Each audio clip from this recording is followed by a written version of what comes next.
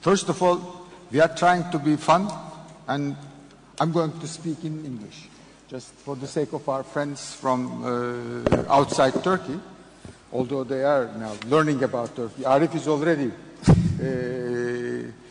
working in Turkey, let me say. He's focusing on Turkey nowadays. And we have already shortened the name of the panel, let's say. We have decided that it might be good to focus directly on the entrepreneurial ecosystem, the key items, let's say, of the entrepreneurial ecosystem. So we'll talk about basically how that ecosystem could be developed and whether we have that in Turkey, as Cevdet has already mentioned now, whether we have that in Turkey, what we have done in the last couple of years, last 10 years, especially on that issue. We are going to focus on those issues, basically. And if you have followed all the discussions till morning, there is a general agreement already that entrepreneurship is something good. And it wasn't like that, for example, when I was born. I think the litmus test for this is something like that. If a person, if you have a daughter, let's say, of marriage age, if a person comes to you and asks his hand in marriage and tells you that he's an entrepreneur, as far as I remember, I don't recall it very well, in the 60s and 70s, I don't think the mothers and daughters liked it very much at that time. But things are changing now. But I don't know whether we have finished that transformation process, that transition process up until now. And what we are going to do is, now I'm going to give about 3 or 4 minutes to our panelists. You already know our Minister of Development, Cevdet Yılmaz. We have a very good panel. Let me underline a few factors regarding that too. Leonard is the president of Babson College, and that's a school that's focused on that, excelled in fact in entrepreneurial education, and we'll know, we are going to learn more about whether this training for entrepreneurship is something that's doable or not. And Ferit Bey does not need any introduction in Turkey. We have with a Turkish audience, come on. He's the CEO of a large conglomerate, I may say. And he also has a bank, so we'll learn whether banks are good for entrepreneurial development too. Maybe you can comment on that also, whether banks are good. And, it's not difficult because he's my friend. And Arif is operating, I think, the largest private equity fund in this region, let's say. And they are focusing on SME development issues lately. So maybe you'll also focus on that issue, that new endeavor that you are trying to put together now. Sure. So let's say that you have 2 or 3, 4 minutes, 5 maybe. Shall we start with you, Leonard? Thank you so much for the opportunity to be here with you today. We actually have the perfect panel if you really think about the dimensions of the entrepreneurial ecosystem, as I'll try to kind of portray it in the next 3 or 4 minutes. We have place in the form of the government, and the government needs to play a substantive role in both the articulation of the ecosystem and also needs to understand the roles that it shouldn't be playing in advancing the ecosystem. We have an educator. And for those of you that believe that entrepreneurs are born and not made, obviously, since I run a college that makes them, you're going to get a different argument from me. And then here we have mentorship and capital. So all of the pieces that are necessary to go forward. Now, one of the things that inevitably happens when you come to a session like this and you're faced with a number of people that purport to be experts in one or the other dimension of the topic that's on the agenda is they spend all of their time telling you the things that have to get done.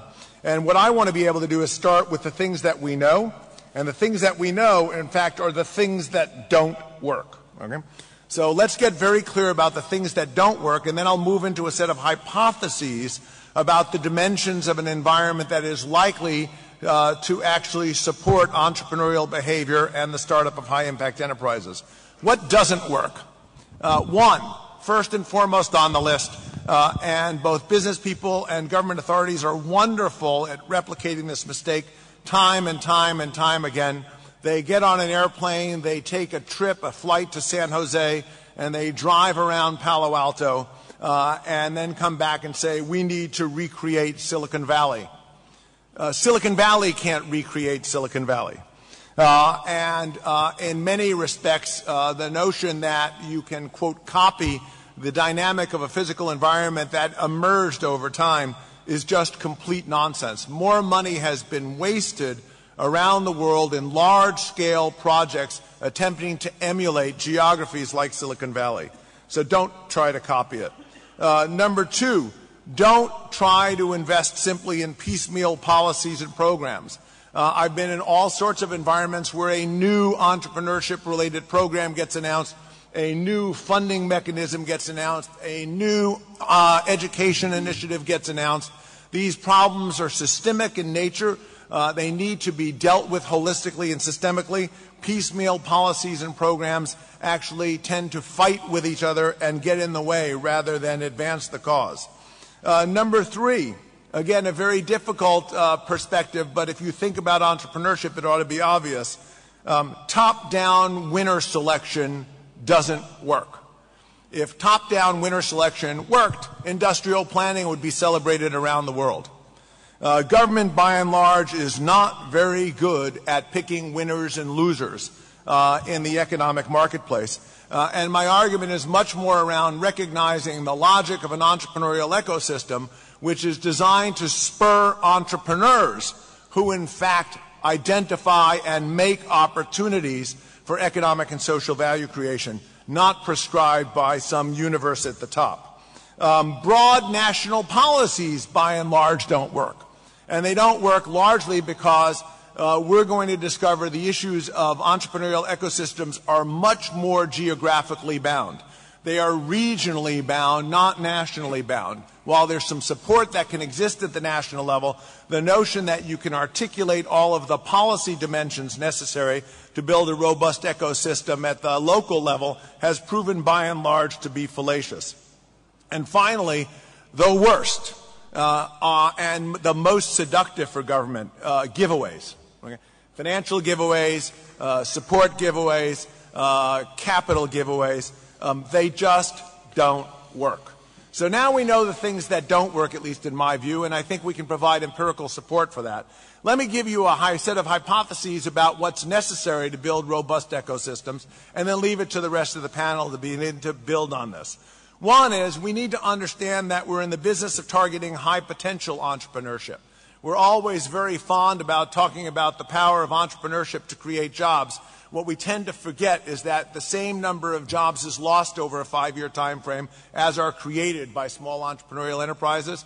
The real job creation comes from those high impact enterprises, and we need to be explicit about trying to support those.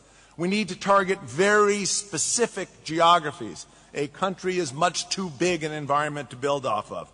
We need to impact the entire ecosystem from my perspective at a hypothesis level with an independent temporary organization that is designed to bring all of the pieces together in a holistic way. We want to work against very specific objectives. Very specific objectives. It isn't about this notion of we want to stimulate entrepreneurship. It is we want to stimulate X number of high-impact enterprises for Y population. And we want to stop when we reach it. This is a temporary organization designed to get things going. It is not an organization that's designed to have a perpetual life. We want to, again, avoid the mistakes of government overinvestment and overinvolvement, both at the level of cluster strategies and giveaways. And then finally, we want to understand that given what I've advanced are a set of hypotheses, this is about experimenting. It's about taking a step, learning, and trying again, all within the context of a robust system, but with explicit recognition of the fact that no one has cracked the code on how to do this. The solutions will inevitably be quite idiosyncratic and quite specific. And as a consequence, you need to give people the room to be able to play and learn. Thanks.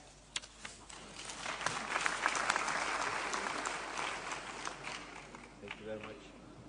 4 or 5 minutes at possible. Okay. First of all, introductory remarks.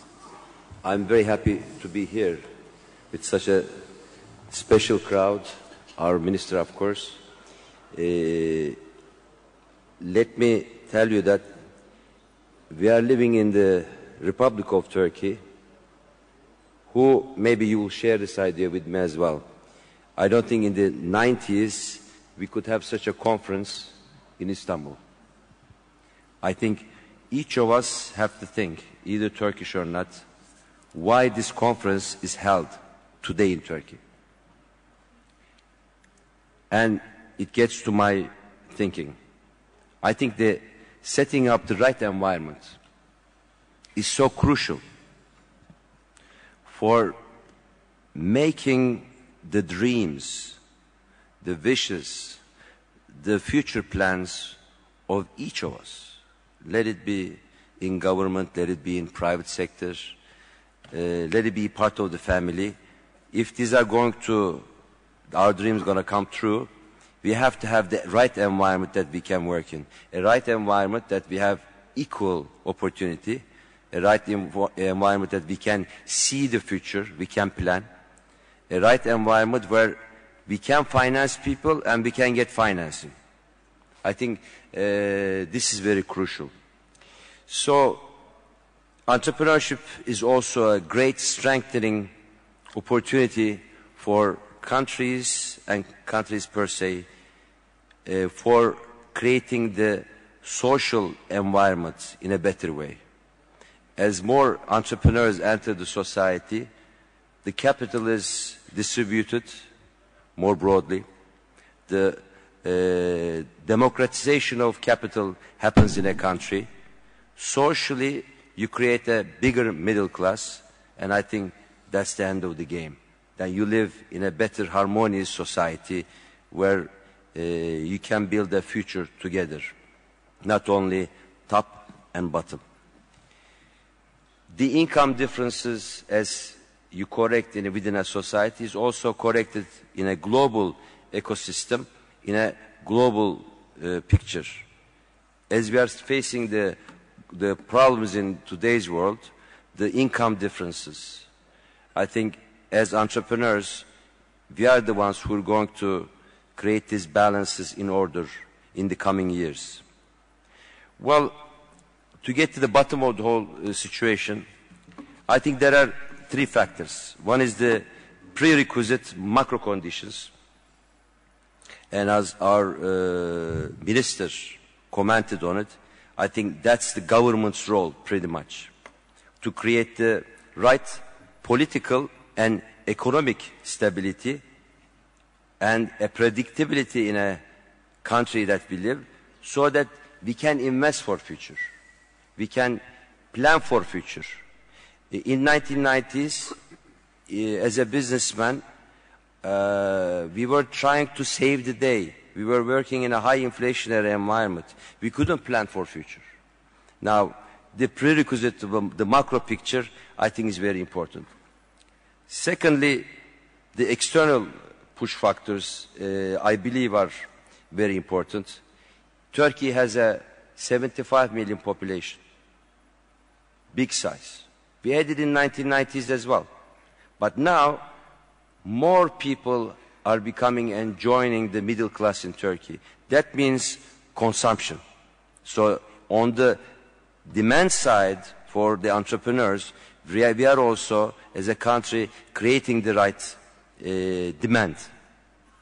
Secondly, it has to be young, open to new products, new technology, and Turkey there always. In 1990s, we had the same situation, but now we are realizing it. I believe we have around 35 million internet users today in Turkey.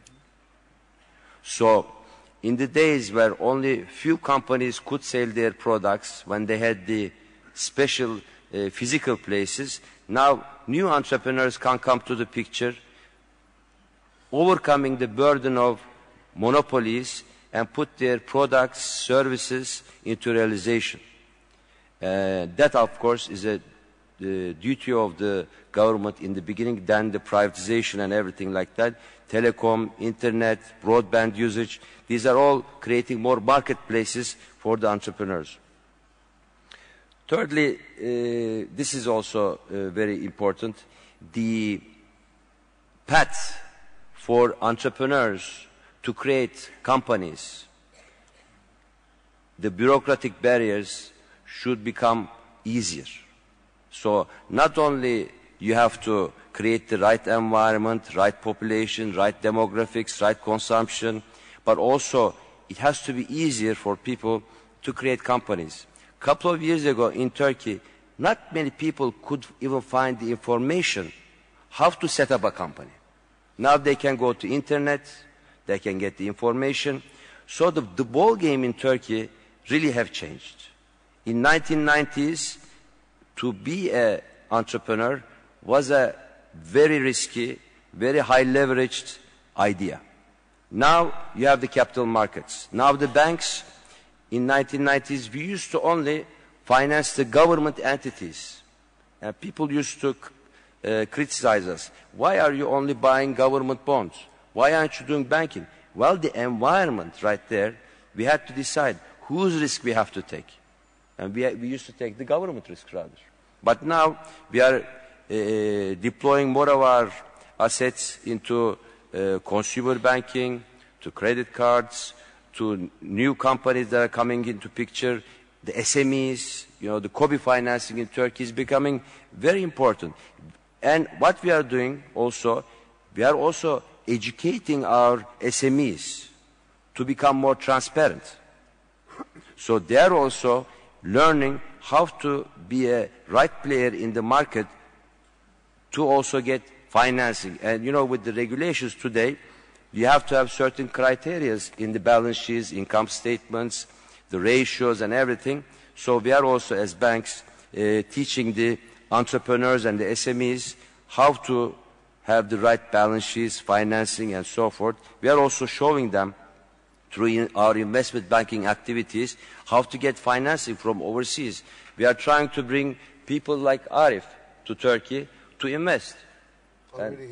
And he is investing and we are financing, and not only big ticket items but also startups, medium-sized companies. I think the bottom line, environment has changed. That's why we have the conference here today. More money is being deployed to entrepreneurship, and I'm very happy to see something that I never believed in Turkey take place. The change in the picture of the last 10 years. Thank you. Thank you. Arif Bey, now let's hear your views on the key elements of the ecosystem. First of all, Assalamu alaikum. And I'd like to start by adding my voice to the many voices that wish the Prime Minister Erdogan a speedy recovery. I say this not just because he's the Prime Minister of Turkey, but as a citizen of the region, we actually take ownership of him. All of us need him.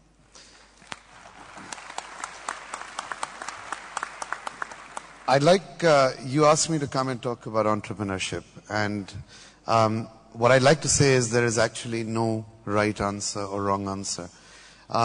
We have an academic viewpoint expressed a little bit earlier on whether it can be taught or whether you're born with it. Obviously, the answer lies somewhere in between. And the debate is actually between nature versus nurture. And somebody once asked a Canadian psychologist, what is the difference between, what is more important, nature or nurture? And he responded, what is more important to the area of a rectangle, its length or its width? The answer obviously is both are critical, both are important, and we don't know which is more relevant. Some people are born with the talent and express it from a very early age. Some people acquire it. But either which way, what we do know is the acquisition of entrepreneurial skills is an inflection moment. We need it. All of us need it. And quite frankly, it isn't a question of whether you're a professional or you're an entrepreneur or you're a government leader. In every aspect of your life, you need to be entrepreneurial. Because it means you are defining, the way I look at an entrepreneur, the best definition, is you are the one that changed the status quo, irrespective of what it is that you're changing it in. So you can take a view on history as coming from one of two places. You can say history was shaped by impersonal forces, such as the Industrial Revolution, or you can say history was shaped by great men with a destiny, such as Napoleon, Genghis Khan, Gandhi. But whichever way you look at it, it is the event that propels the individual, and the individual is an entrepreneur. So the names I just took are actually no different than Rockefeller or great business leaders, Steve Jobs, etc. Everybody that propels change, attacks the status quo, frankly, is an entrepreneur. But there are certain common traits that all entrepreneurs have, and it's very, very important to recognize them, know them, nurture them, and if you don't have them, grow them. The first is an almost unrealistic, irrational optimism between, where you are and where you want to go to. All entrepreneurs are tenacious. They have, without question, the ability to improvise. They are passionate about what they do. And what I've found amongst entrepreneurs that succeed, and here I'll go against the trend of what is taught in business school, where you are encouraged to be a risk taker. I think all entrepreneurs are risk takers, but most important of all, successful entrepreneurs are risk minimizers. And what that means is that they have a very clear understanding of risk. So when we roll out our role models, whether it's Bill Gates, whether it's Steve Jobs, whether it's Richard Branson, you take the name and you see their success is not just a function of a great business idea, but a meticulous, obsessive attention to detail, a focus on understanding the risk and minimizing it and working within it. So with all of that in place and a very high standard of ethical behavior, it is clear that entrepreneurs, whether they're born, whether they're created, need an enabling ecosystem to survive. And, since you've only told me that I have 4 minutes, I'm going to focus on that just very briefly and deal with what I think governments should do and what I think we in the private sector should do. I think it is great that a government of Turkey has organized this event. I think it was equally great that the government of the United States had organized the previous event. But it is not about great people standing on stages and giving you lectures. It's actually about you. It's about people in the audience that want to be great and to create the enabling ecosystem and the environment for you. I think people that are in positions of authority need to understand that we should only be in the business of governance. We should not be in the business of management. And when I say that governments should be in the business of governance, what I mean is create the regulatory environment, create the enabling environment. Don't compete with the private sector. Let the private sector find its feet and let it go ahead and create as much as it can that enabling entrepreneurship ecosystem, the search for those high impact entrepreneurs, the capacity to go forth and deliver. So if you take the US example, which is very pertinent, between 1980 and 2005, 40 million new jobs were created in the United States by companies that didn't exist at the start of that period and by companies that were less than 5 years old. So that tells you that an enabling environment that largely stays out of the way can actually play a very, very strong and very productive process by which we get there. Second, in our part of the world, we have too much focus on creating professionals. So what it means is, as parents, we need to change our mindset. Parents like their kids to become doctors, engineers, accountants, and so on. They send them into the service profession because there's guarantee of tenure. Parents need to understand that you need to allow your child to be whoever he or she is. And that enabling environment is a great liberator because within our own societies, we have a massive stigma of failure. And therefore, we don't celebrate that success. We also condemn failure. So we need to get out there and celebrate success a lot more. We need to not condemn failure necessarily. We need to enable all of us to have an ability to operate freely, and we need governments to step back and create an enabling environment. Thank you.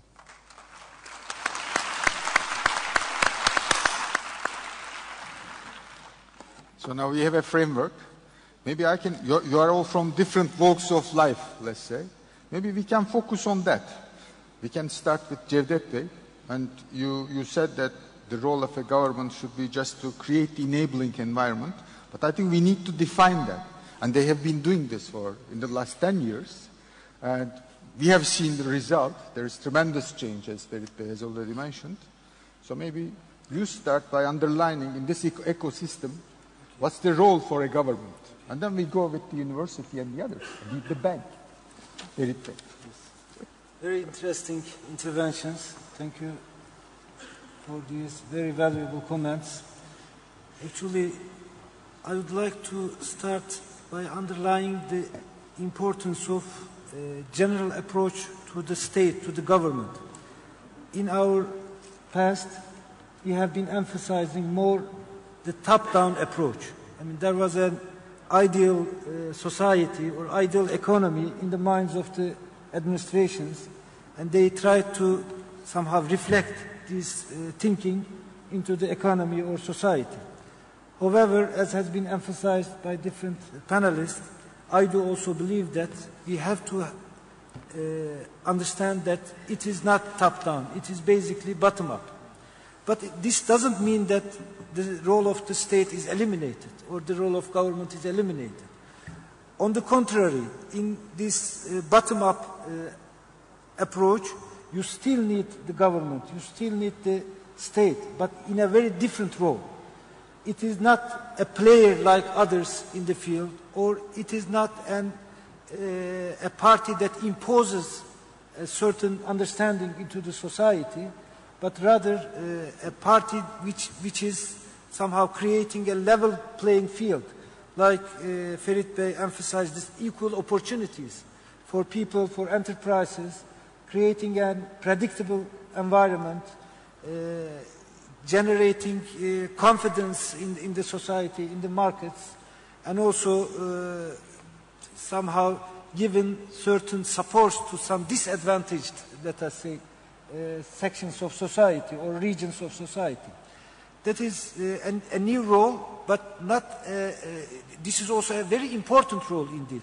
It is probably more complex than the traditional role of the state, because this is a you have multiple actors, you have interactions, then it requires a more quality management actually.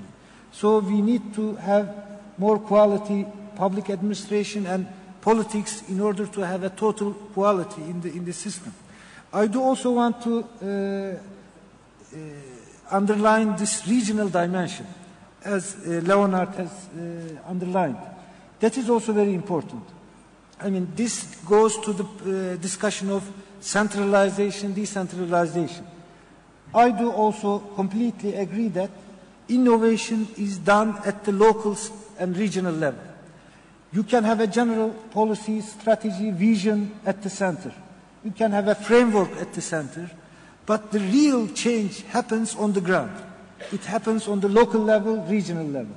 You have to consider industry, for example, industry-university interaction at local level.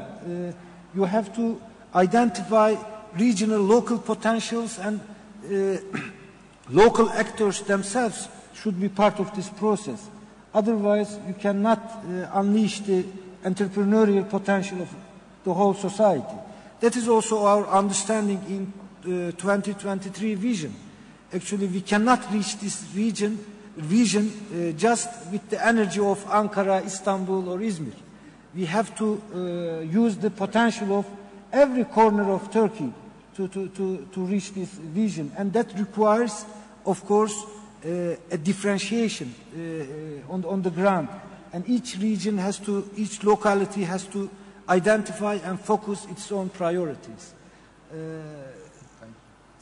These are my general so kind of smart policies, and that requires a smart government at the end of the day.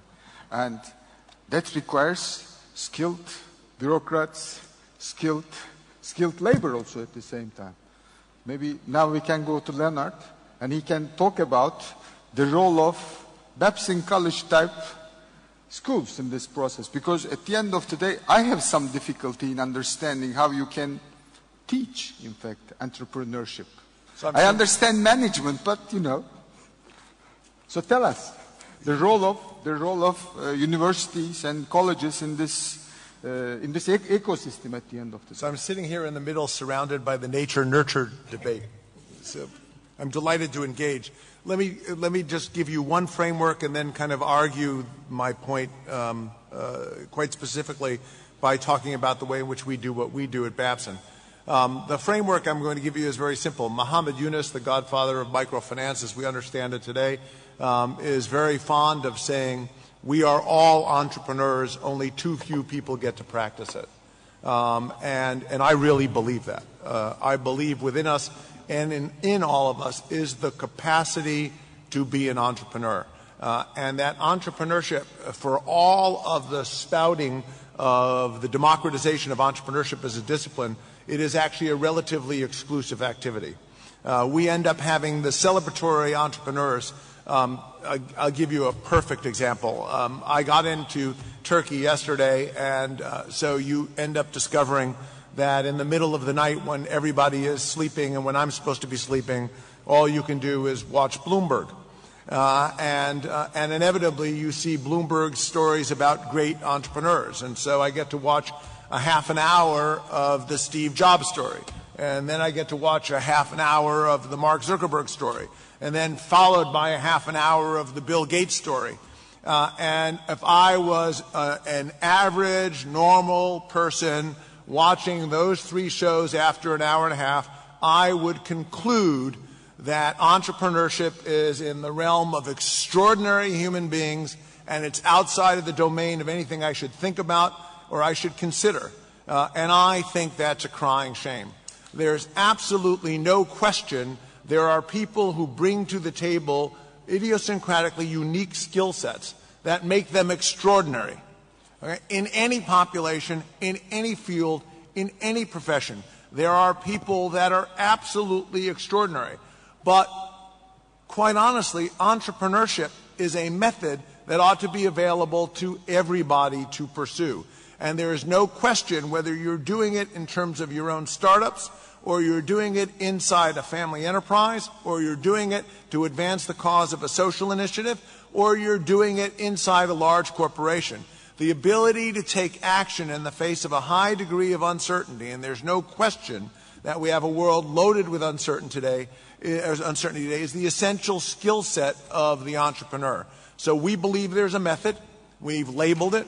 And we believe that method is available to anybody. It's codifiable, it's documentable, and if you actually discover and practice that method, I cannot guarantee you're going to be Bill Gates, but I can guarantee you're going to be substantially more effective as an individual trying to cope with the uncertainty and the unknowability that exists in the world.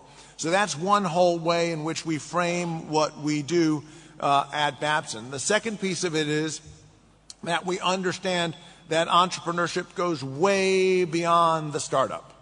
And so while we might be talking about here about local ecosystems that are focused on high-impact startups and job creation, you don't want to exclude all of the other settings of the economy where entrepreneurship is critically necessary. You said before that we hadn't had job creation in large enterprises for the last 40 years. That's largely an outgrowth of the fact that it's been alleged that large organizations don't like entrepreneurs. The old axiom about IBM was IBM said, sure, we like wild ducks, we just want them to fly in formation. Well, the reality is the half-life of a large organization on the Fortune 25 list today is 10 years. They are either transacted off the list or they're beaten by an entrepreneur. So if any part of the economy ever had a desperate need for entrepreneurial activity, despite all of the difficulties of managing too many constituencies in a public corporation, it's the large organization. So small businesses, large businesses, family enterprises, social innovation, all desperately require people who are capable of displaying entrepreneurial behavior in a variety of different ways, and it is absolutely trainable. We believe, obviously, and we're quite explicit about it, that given the method being codifiable and documentable, it is teachable to anybody. And given the fact that entrepreneurship is empirically defined as the most powerful force for economic and social value creation that exists on this planet, the broad-scale democratization of entrepreneurship education as a method is of critical activity in every enterprise and in every economy. Okay, thank you. Thank you. I'm coming to you too. I'm coming to you too, but first to Ferit Bey now.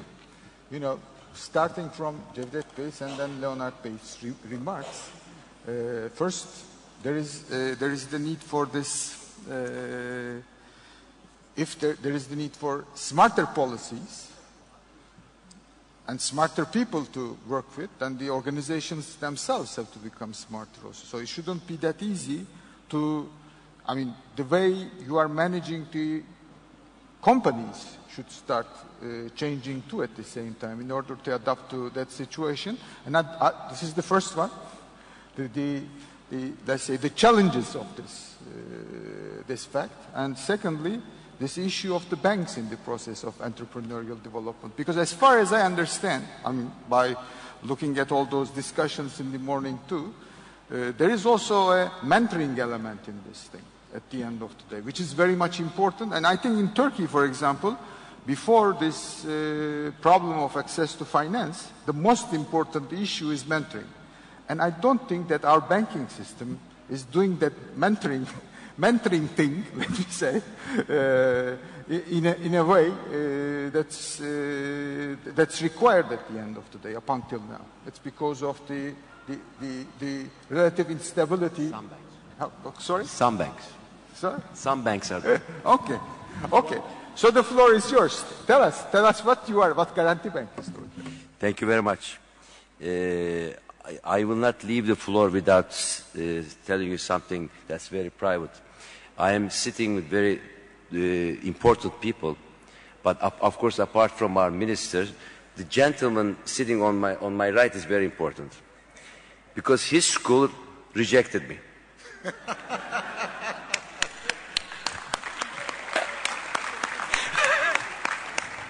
But I tell you... But we will have you back for an honorary degree. But one thing I'll tell you, maybe if we have a couple of minutes, maybe I'm going over my limits. Babson has an unbelievable education. From what I know, when a student comes into the school, they create a company. So from the first day on, this school don't create a finance person or a marketing person or, you know, in the fields of a company inside in the departments. They create really a businessman, an entrepreneur. Maybe 2-3 minutes he can do an advertising, but a good reality about his school. Well, I'm going to keep it to 60 seconds. But obviously, because he was rejected, he's not capable of making the argument. Talk about that creative something. Yes. So in our first year, what we do with first-year students who are essentially 17, 18-year-olds, half of their first year in college is to be put into groups of 30 to find a business opportunity, find a product, find a service, organize themselves. We give the schools money. We give every one of these groups $3,000 to get started, and half of their first year is entirely the on-the-ground experience of actually starting up a business with faculty guidance and coaching and just-in-time education being dropped in. But part of the notion of training business people, more particularly entrepreneurs, to deal with uncertainty is the only way you can do this is to do it. And so talking about it is a very useful exercise for faculty, but isn't particularly useful for students. And so we really do believe in developing entrepreneurs and the entrepreneurial method. It is very much about action, mistakes, and reflection. Thank you. I think after initiating such a subject, I'll be admitted to the school. Now we'll even name it after you. Now, say that, Leonard. You'll ask more for that. As you said, the intermediation between the entrepreneur and the market is really the banks, apart from the technological or the physical platform that the country offers. In 1990s, about approximately 30-35% of the bank's balance sheet was in reality in real loans. Now, by fact, I know, it's around 100%. I mean, the funds that we get from our customers, we deploy 100% of it back to the business, to the economy. Didn't we know this type of banking then? No, we are the same people. But the environment was very risky. In our beloved country, approximately every 2 years, we were talking about early election. So whose economical policy that we were going to believe and do banking? Banking is not a short-term business, it's a long-term business. So there was no political stability in our country. Secondly, in a risky environment of this kind, there was such high inflation. The government balance sheet was in an awful condition. There were very high interest rates.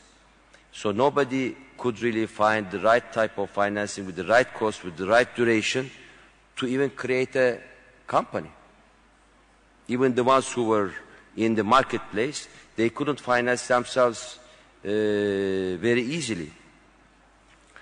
Now, with the right structural changes in the country since the last 8 years, the confidence came to the marketplace, to the bankers, to the investors, to the business people, and we started looking into, because the interest rates fell down, we started looking at other areas of who we should give loans to. And we started focusing, the environment also pushed us towards SMEs. The big companies always found means of financing themselves. I mean, they had the balance sheet for it, they had the muscle power for it. Secondly, in this environment, a new banking that we always invested but we couldn't materialize came into picture. Investment banking. This is a different style banking. This is the capital markets. It's a different duration. There are different investors. There are different makeup of investors coming from different regions. It's more international. So we started doing investment banking with them for the companies within Turkey. So the environment changed. Now, coming to the education. What we do to our SMEs, for example, we have software packages. We give it to them, they put into their computers. There they have cash flow analysis, they have, if they put the right numbers, they have the balance sheet, income statement, anything that banks really need. We created the formatted software so that it's easier for them to give us information. But one thing that we are missing still in Turkey, I think, as much as the banks are regulated, as much as the banks being audited, as much as the banks the last 8 years learned a lot from the realities and got their act together, we also have to a little bit push the SMEs so that they can work and finance themselves, they become more transparent to be the actors also within the financing. That's what we are still missing a little bit in our country. But apart from that, our growth in the banking, the last 5 years, is tremendously coming from the SMEs. So this is showing the entrepreneurship of our country. It was always there. Now they can work easily. They have a more transparent environment. Now the banks are there to finance them. Yes, maybe we give more importance to them. It looks like it. But sorry to say, if it wasn't for this environment, probably still we would be having the same balance sheets that we had in the 1990s. So a lot of things changed. So we adapted ourselves to this change. Thank you. Thank you. So, Arif Bey, let's have this private equity perspective on this mentoring issue, different from the banks. I think that's now a flourishing industry in Turkey nowadays, and as Cevdet Bey has already mentioned, with this new commercial code that we have, those type of activities, equity-based activities, may have more chance now in Turkey in the near future. And mentoring, if you ask me, you have a chance to mentor because you are participating in the management process totally. Maybe you tell us a little bit about your experiences within Turkey. Sure. I will address that topic, but I cannot resist continuing to deal with the topic that Ferit started and take a little bit of a jibe at bankers. Then I'll come to mentoring. The problem with bankers, as we all know, is that they're famous for providing umbrellas on sunny days. We all have our experience with banks. And although I'd like to... Nobody likes banks. I'd like to agree with Ferit, but I'd like to say that if he does that, he's in a minority of one for the following reason.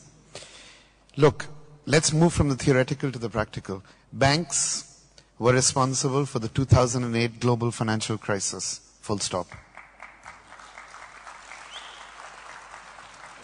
Banks moved from being intermediaries into being principal players in risk.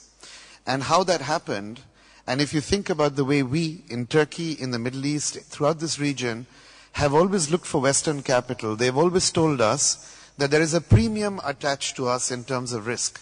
If they're willing to invest in the West for 12%, they need 20% returns to invest in our markets. Well, guess what? When risk came, it came from the heart of capitalism. It came from New York City. And when risk got augmented, it came from the Eurozone, from the OECD countries. And if you look at markets such as Turkey, Lebanon, UAE, etc., you haven't had bank failures. You haven't had nightmares of systemic performance. And why? Stop and think about that. The reason you haven't is not just because you have excellent banks and banking institutions and leadership such as Garanti and Ferit. You have central bankers that are working with a smaller pool of banks and are very focused on avoiding catastrophe. This is very, very important, ladies and gentlemen. In the West, bailouts happened because bankers gambled with their capital. They put it into subprime mortgages, they put it into XYZ. And whenever they couldn't do it there, they brought it into our markets and stuffed it through the distribution mechanism. Most of my friends are bankers, so don't assume I'm against banks. I live on the capital that they provide. But it is very, very important to call a spade a spade. Today, yes, more and more people are focused on the SME sector. But guess what? The SME sector provides 80 to 90% of employment. So when Babson College provides an education which they call entrepreneurship, in our parents' days they used to call that business, commerce. We just have a new word for it today called entrepreneurship. Everybody is in business.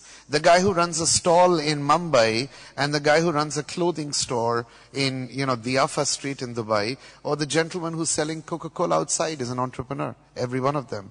And equally, entrepreneurs are big people. So the real reality is what you are teaching, sir, is you're teaching the fundamental tools of business activity.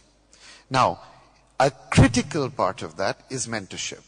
And you're absolutely right. What does private equity do? Private equity plays a very strong role in investing into businesses, playing a role of alignment, understanding what the entrepreneur needs, feeding the gaps, working with them, and then successfully negotiating an outcome that is positive for the entrepreneur, positive for yourself, and it leads to a feel-good and a win-win situation. But mentorship is best emphasized by example. So, for example, when you celebrate success, as I mentioned earlier, it is crucially important to give credit, not take credit. It is always the entrepreneur that drives business. Too often investors, private equity houses, bankers, take the credit away from the entrepreneur and say, we helped him, our capital helped him. No, we merely plug the gaps. It is the greatness of the entrepreneur. So, for example, Abraaj Capital invested in a couple of entrepreneurs who had moved past the early stage into the beginning stage of an SME called Maktoob.com. And what Maktoob did is recognized the viability of the Arab language in the creation of a portal. And we eventually made, alhamdulillah, a lot of money and sold it on to an intermediary who sold it on to Yahoo. And today it has become the role model and the exemplifier of how to celebrate success in the Arab world. And because of that, so many new businesses have started up. And the interesting thing is the person who started that company and is mentoring a whole stack of other companies sitting right here, Fadi Ghandour. And it is people like this that create a mentoring environment around small companies and that enable the individual to thrive that is crucial. At an institutional level, we can do it as a company. Why? Because we have scale. If we have 200 investors and 50 portfolio companies, what that means is at a C-level people, we have an ecosystem of close to 500 to 600 potential mentors. But the important thing is the mentors must not think of themselves as giving lessons. They should be partners in the progress of the individual, always filling the gap. Because it is only with respect to that entrepreneur can you really allow him to nurture and grow. Thank you. Thank you. Thank you. Now, regarding this mentoring thing, I have a question about regional development agencies, basically, because I believe that the most revolutionary decision of this government was, and you have your signature under that, is the regional development agencies. And I think in terms of mentoring, what regional development agencies are doing, they are helping people all around Turkey, the companies included, writing business plan type of things, projects. That's a very important, in fact, as far as I know the Turkish scene, that's kind of a revolutionary leap forward. And I think you have already mentioned that this entrepreneurship is local, you said. Maybe you can start from that and comment a little bit and tell us a little bit about the regional development agency experience that we have. Indeed, when you look at the role of government, one element is, of course, to eliminate artificial barriers before the entrepreneurial people. We have done this on different occasions since 1980s, indeed. This is the easy part, indeed. I mean, to eliminate an obstacle. But more difficult part is creating an enabling environment that requires more sophistication indeed, that requires new institutions, new instruments, and new people to do this. So it is a positive, somehow, intervention rather than eliminating barriers. And Turkey has begun actually doing this, and one example is regional development agencies. I do also believe that, I mean, those who believe in God also believe that God is fair. You know, the entrepreneurial skills are more or less evenly distributed all over our world, geography. What is important is to create this favorable environment.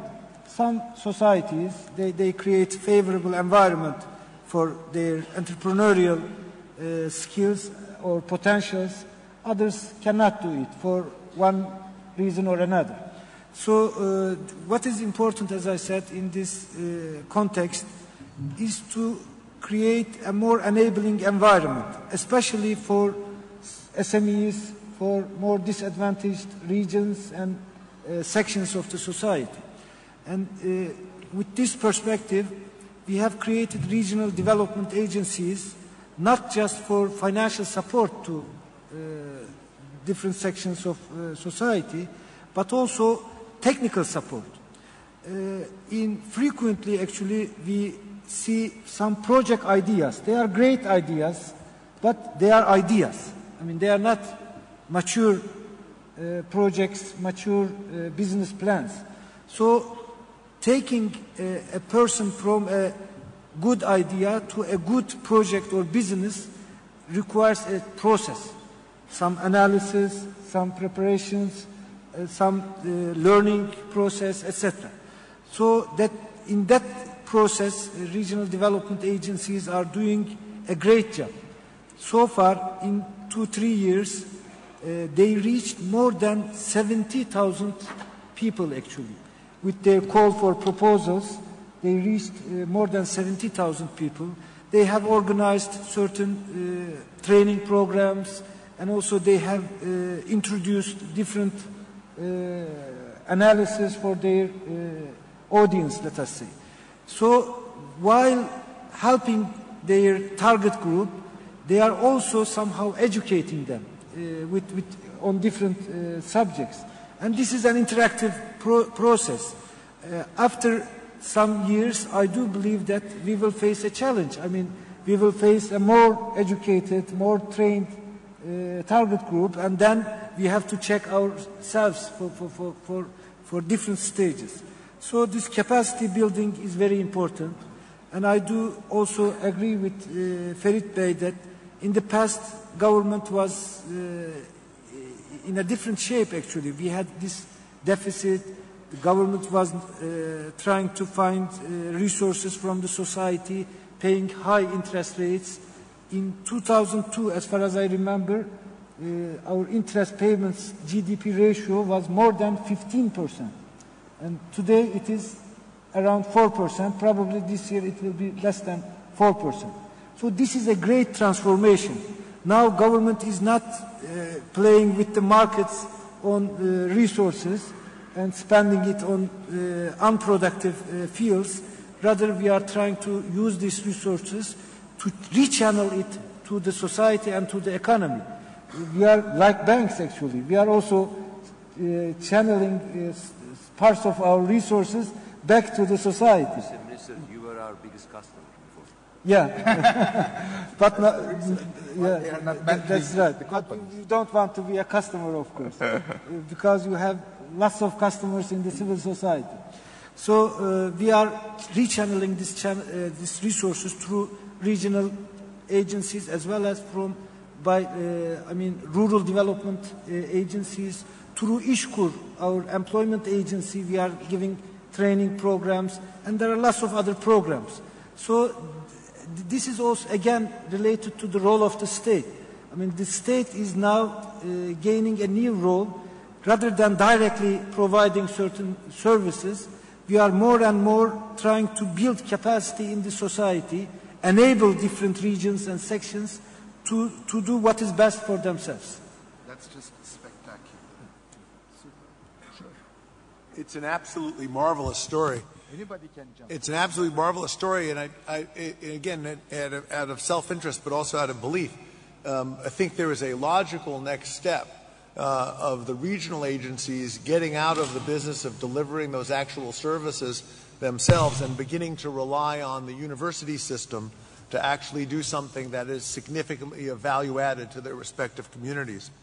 We've been spending time now, and I'll give you a U.S. example of I think, a very good parallel to the regional development agency model, and give you a sense of what a robust ecosystem could look like. In the United States, in urban distressed communities, as you understand, unemployment among minority males is in excess of 50%, unemployment among youth in excess of 50%.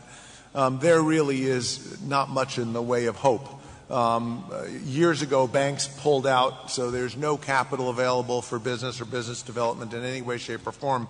Yet there are customers, and there are markets, and there are large numbers of people. And so the question became once several years ago, could we in fact create an ecosystem model that could allow us to present an opportunity for small business / entrepreneurs in urban distressed communities to begin to get educational support, mentoring support, and access to capital to service growth of their businesses and job creation in those communities.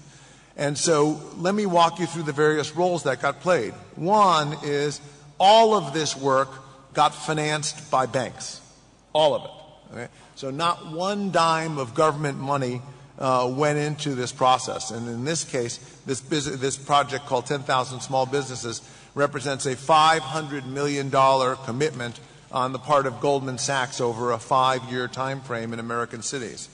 Number two is it wasn't spread willy-nilly around the universe.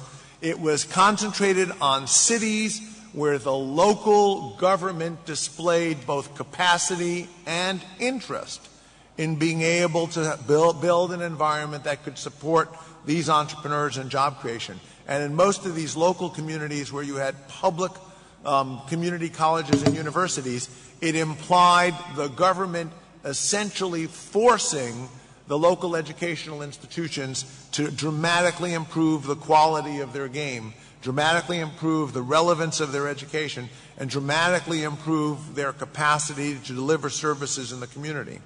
Number three is it focused explicitly on giving SMEs the tools to grow, the tools of understanding really the basics of finance as they would be understood by the financial institutions, and also to understand the fundamental dynamics of growth and their implications for both the financial side and the operational side of the business. And so what we did was, now we're in New York, Chicago, Houston, New Orleans, Los Angeles, and Long Beach, California, with an expectation of probably several other cities coming up over the next year.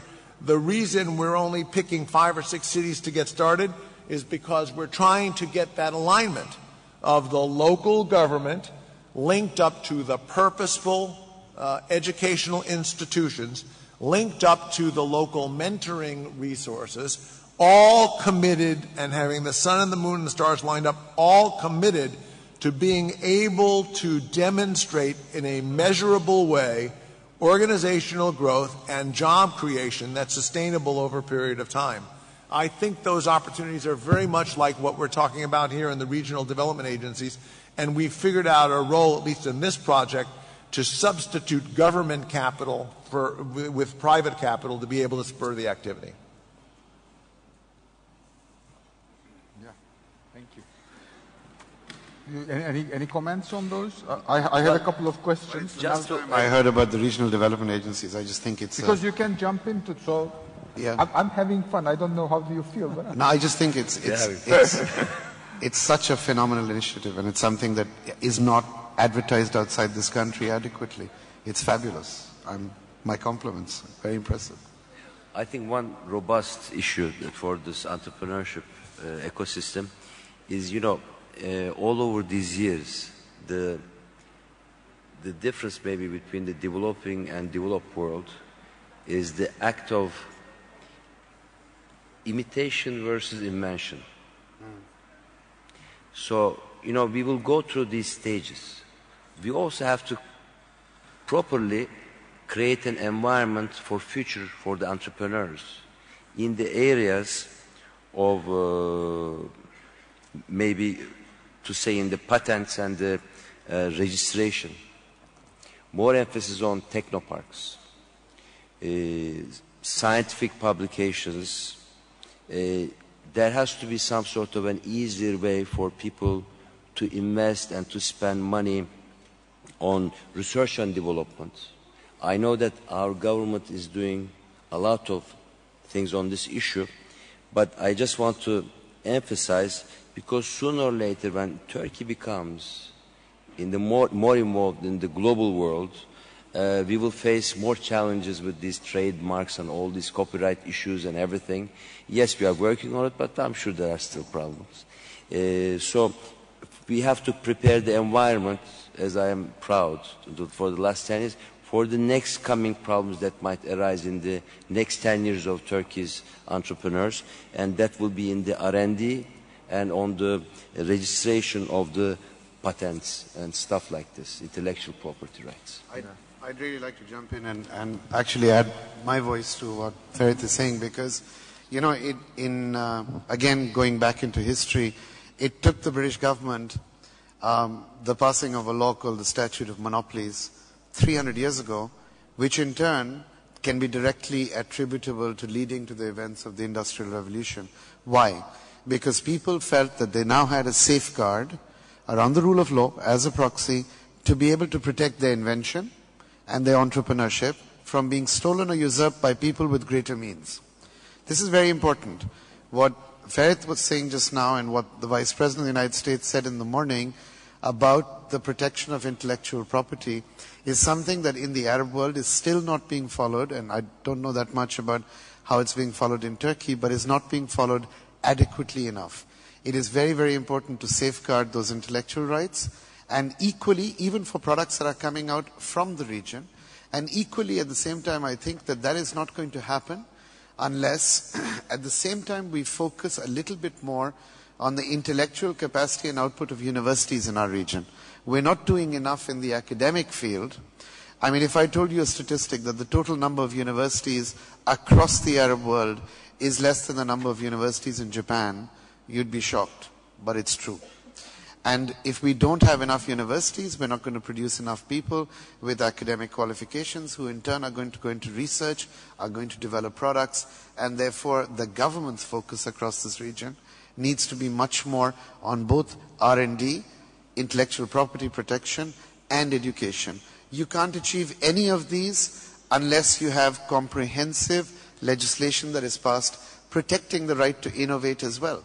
In Turkey, in the last 10 years, there has been a change in laws which has enabled bankruptcies to happen and the stigma of failure to be avoided. Across the Arab region, you still go to jail for bouncing a check. And this is not good enough in the context of taking risk and innovating business. Please. I would like to continue from Arif Bey's emphasis on education, universities. In the last couple of years, we have progressed a lot on this front as well. I mean, since 2006, we have established in Turkey around 50 new universities. But apart from the number of universities being increased so much in Turkey, together with, of course, foundations, private sector universities, what is more important than the number of universities is the new understanding towards university. We don't want to see universities with walls around the university. We now want a university more responsive to the society, to the economy, and more interacting with its own environment. When I visit universities, I do always emphasize this point.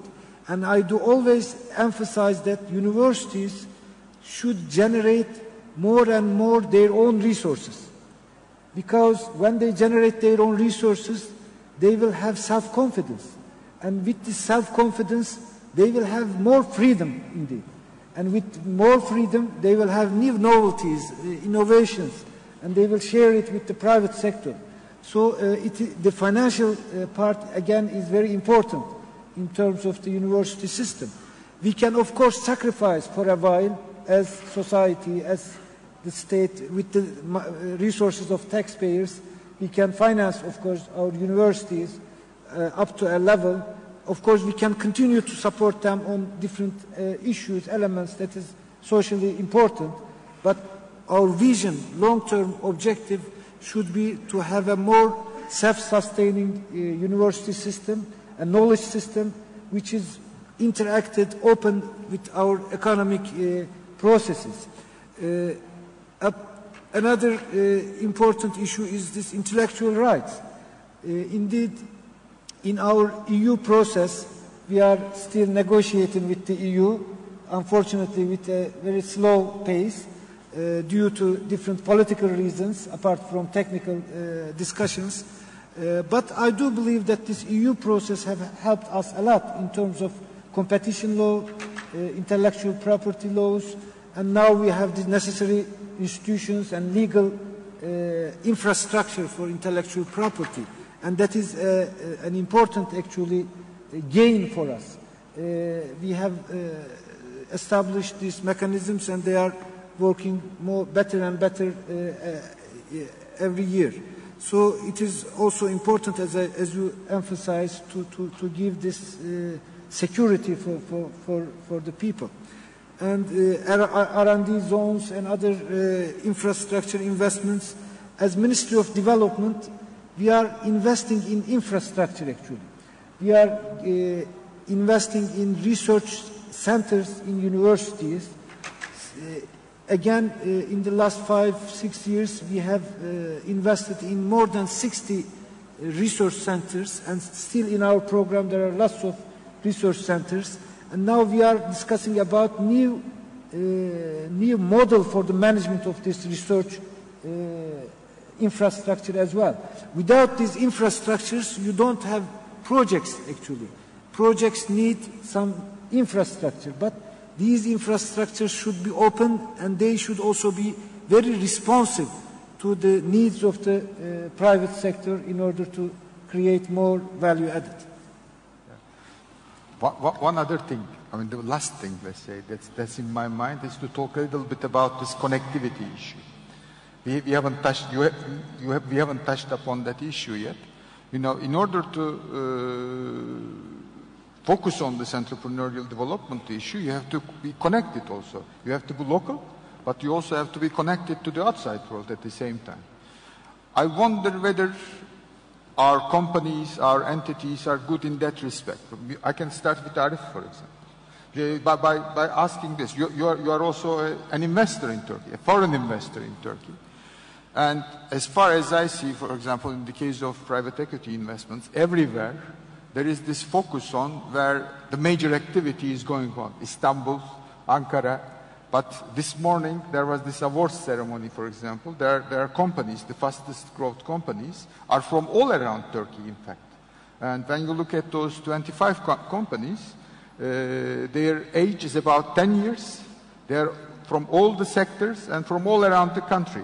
Is it easy for you, for example, to follow this activity in other Anatolian centers as a foreign investor in Turkey? Sure.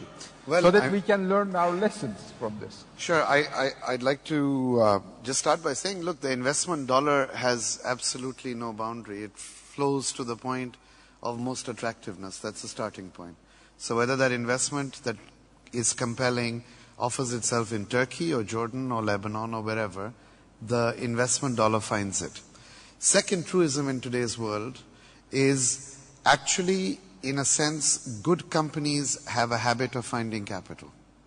It's just a fact. So they need to be good at what they do, and they need to do it well, and the market finds them. There is a capacity of the investment market to look for companies and find them, whether they're in the backwaters in Turkey, and there have been many evidences of that, or in Istanbul or Ankara, it doesn't matter. So connectivity actually in the investment community is pretty high, and that, I have to say, is driven primarily by the banking sector.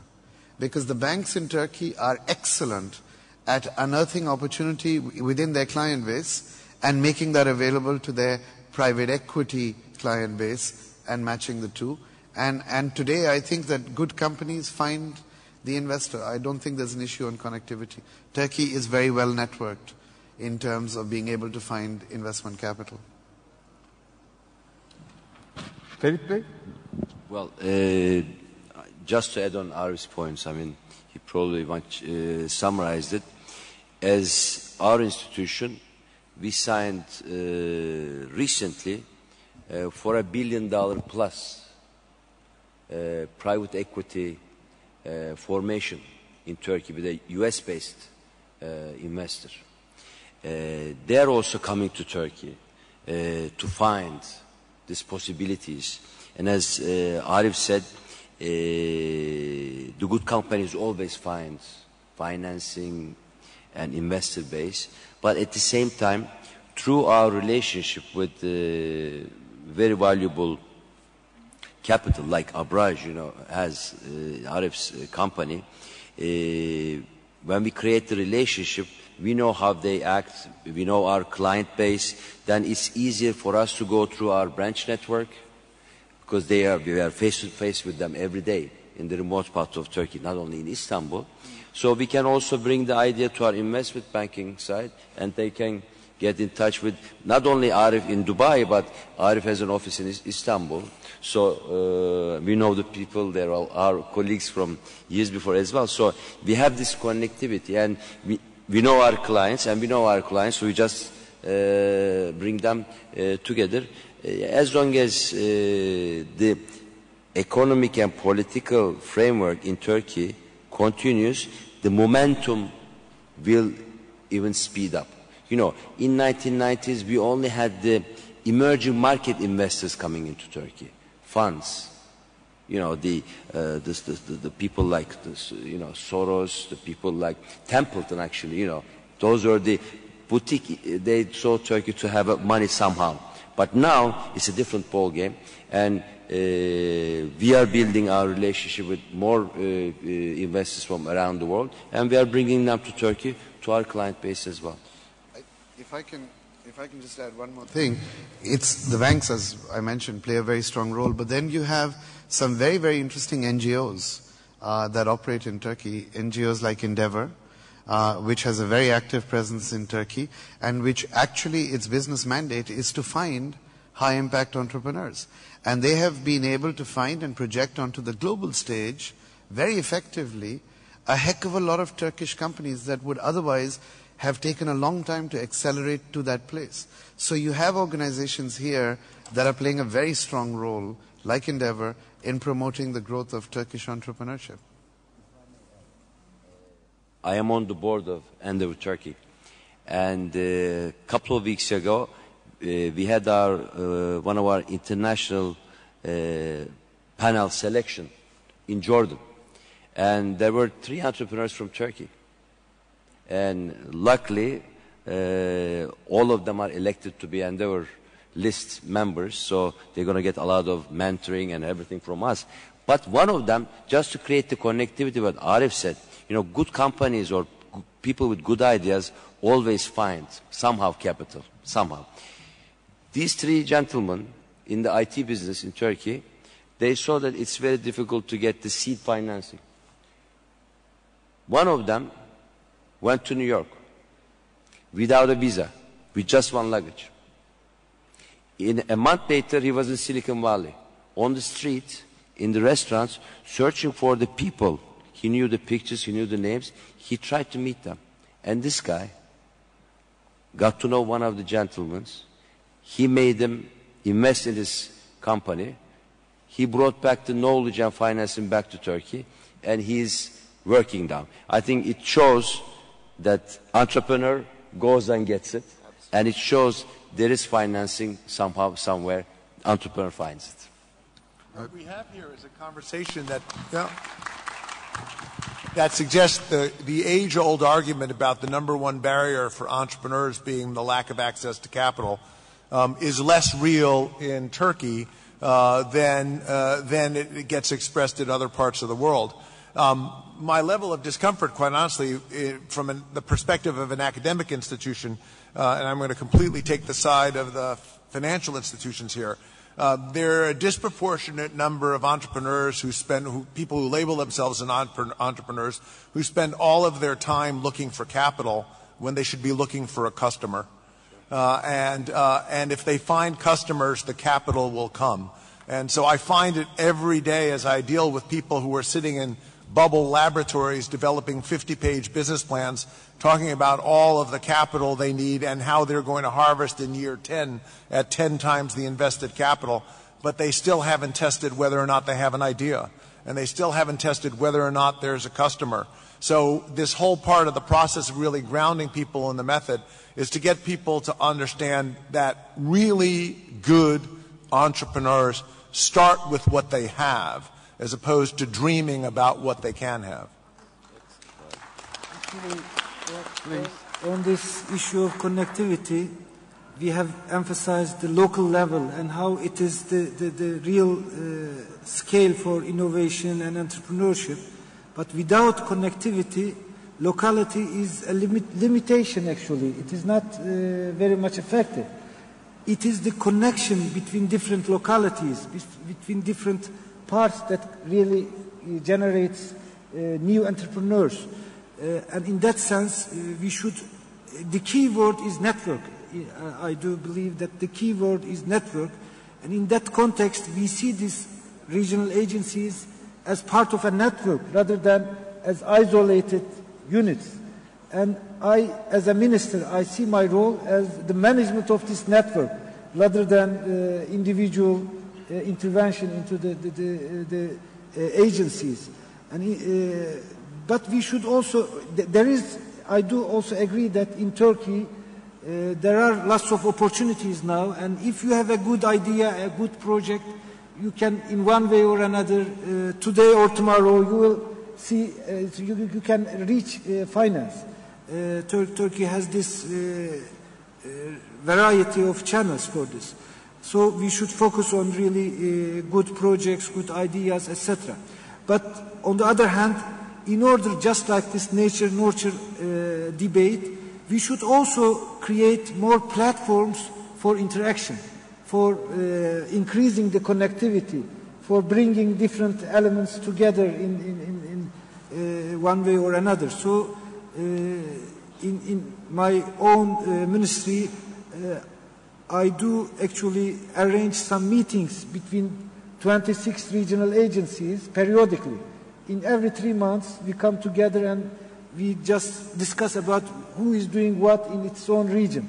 And they learn from each other. There is an interaction between these institutions, and they are also doing this in the internet via different channels. But I do believe that still, no matter how advanced our communication technology is, it is also important to have this face-to-face interaction. And the universities are also contributing to this connectivity issue. You are doing some business now in Saudi Arabia. Well, there's no question for schools like us, given the fact that we have a method, we have an active commitment to being able to figure out ways to bring it more broadly to the world.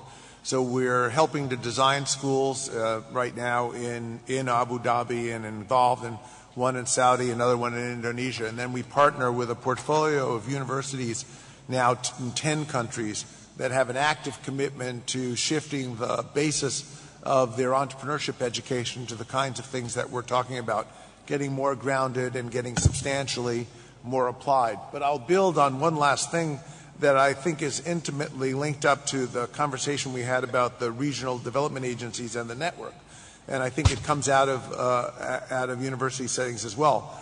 We have this dramatic assumption that somehow we're going to build the world's best portal and the world's most sophisticated computer network, and that's going to figure out ways to link entrepreneurs to all of the mentors and all of the financing agencies and all of the other infrastructure support that's required, and it's going to be happening on a global scale. The reality is every bit of research we have done on the evolution of startup enterprises and startup entrepreneurs indicates that that might be a facilitative resource, but in fact, place matters and physical relationships matter, and that you can only build these strong ties within the context of physical relationships. Now, at some point in the future, technology might evolve to play a much more profound role, but right now, as the Vice President said to us this morning when he left a group of us this morning, Congressman O'Neill, a famous American politician, always used to say, all politics is local. And then Vice President Biden concluded by saying, and he'd say, all politics is personal. And so we're going to kind of align around what we talked about here this afternoon and reframe that. And that says all entrepreneurial ecosystems at the core are local, and ecosystem development activity at the core is personal. I think I have to end this fun. If you don't have anything to add to our discussion, well, you have an announcement, I know. Yeah. There is also another announcement too. You have mentioned Endeavor Turkey. Linda is going to be with us. Linda is going to be with us in when? When was that? Tomorrow or the day after tomorrow. On Monday, I think. She's the president of the worldwide president of Endeavor.